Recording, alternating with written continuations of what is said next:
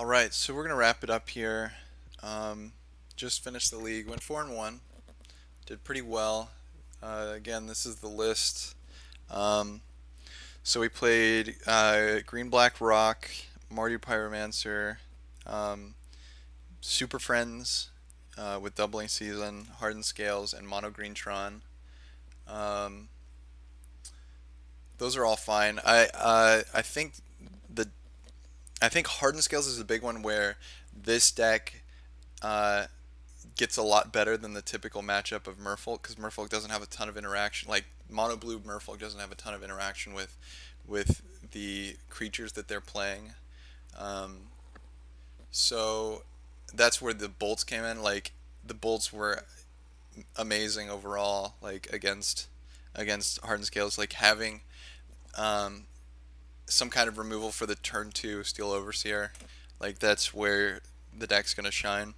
Um, Tron. Let's see. So the matchups where the Bolt was good and would be better than traditional Merfolk is I would say in Mardu Pyromancer, yes, having removal spells for their um, having removal spells for like Young Pyromancer, and then also having some reach to shoot them to finish them off.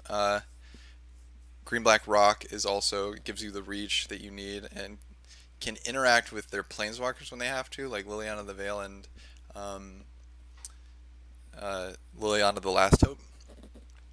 In Super Friends, not really that exciting. It sometimes can kill um, some of their mana dorks.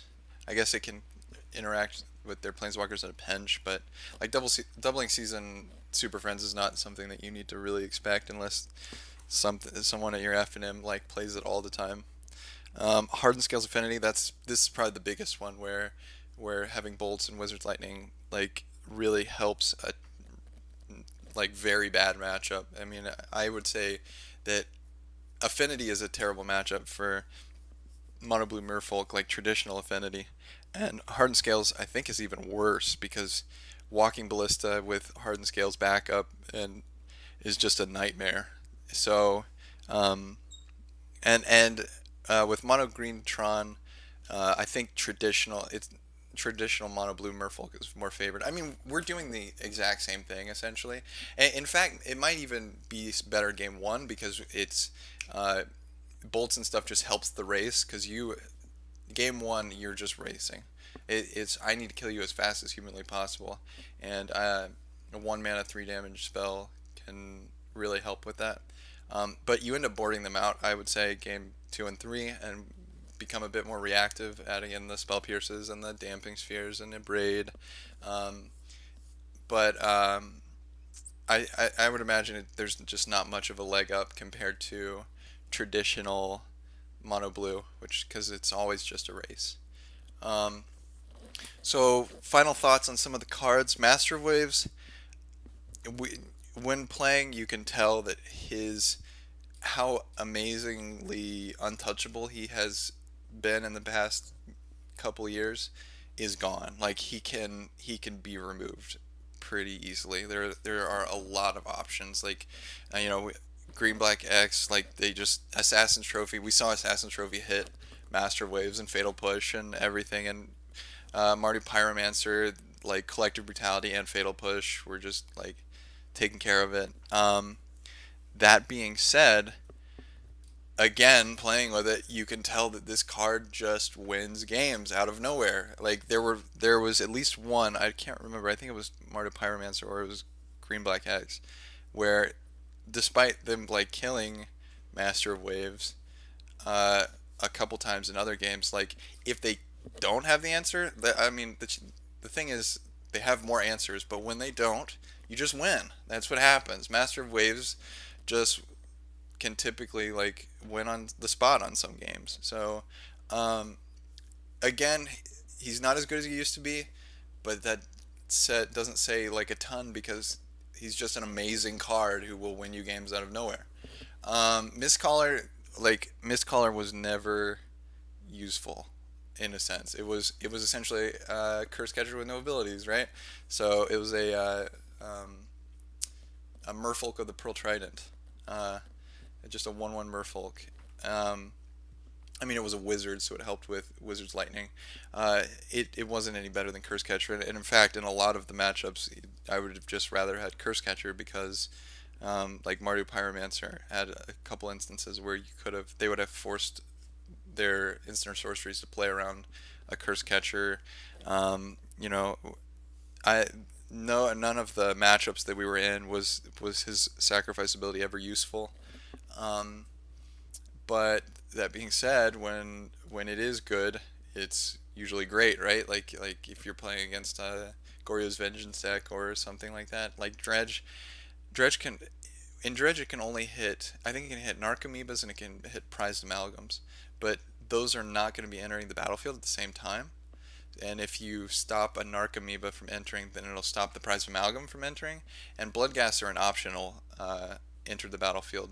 So they can just, in response to you sacrificing Mistcolor, decide to not put Bloodghast onto the battlefield. So I feel like it's middling even with something like Dredge. So I'm not sold on it.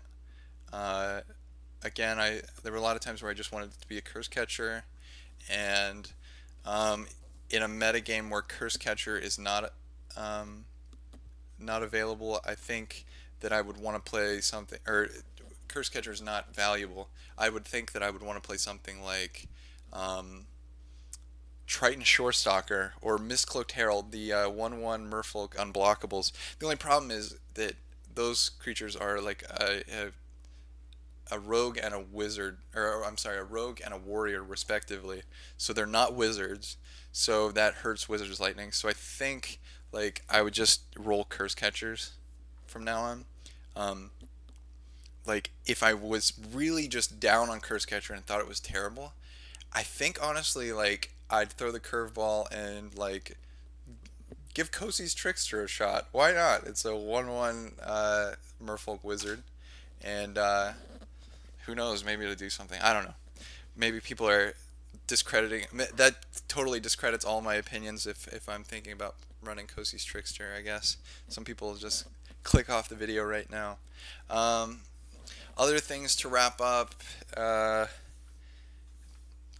Great Glass Spinner was just incredible. Like in almost all those games, if you're playing attrition matchups, Green Black X, Pyromancer, Hardened Scales, even Mono Green Tron because they played Walking Ballista. Like I wanted Kira, and Kira is just such an amazing card. I think if it's like there are games where it just like stonewalls your opponents from killing your stuff and you just get through. And it's great with Master of Waves. I feel like if you're playing Master of Waves, then Kira's stock goes up because you can even curve out turn 3 Kira Great Glass Spinner into turn 4 Master of Waves with protection of Kira and 2 Devotion off of Kira. So I love Kira, and I think that seeing this, it makes me want to put a second one in the sideboard. I don't think I want one in the main board because we're not running as many creatures as traditional Merfolk. So just because we have such a lower creature count, I'd rather keep Kira in the sideboard. But when in the matchups where it's good, it's great.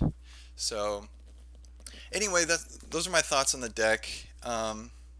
It's a fun deck. I'm not saying that it's uh, better than traditional Merfolk. Like there are matchups where having bolts is just amazing. Like we didn't see like humans and spirits are a big one. Those are the big things, and they're kind of everywhere. The other Ether Vial decks, like if you're running 8 kill spells for some of their worst stuff. Like you're gonna be able to kill spell Quellers. You're gonna be able to kill like Drog Skull Captains, and you're going to be able to kill Thalias, and you're going to be able to kill Mantis Riders, and you're going to be able to kill, like, whatever. It kills, like, everything in all their decks. So, like, having 8 1-mana removal spells for those creature decks while you're playing creatures, like, they're not great matchups, but they get better than Mono Blue because you're able to be reactive in some form. So, uh, anyway, that's Boltfolk for you, and I'm having a blast playing it. I think that's the most important part. Is just it's fun as hell to play. So, um, anyway, thanks for watching, and I urge whoever's interested to give it a try. It's a blast.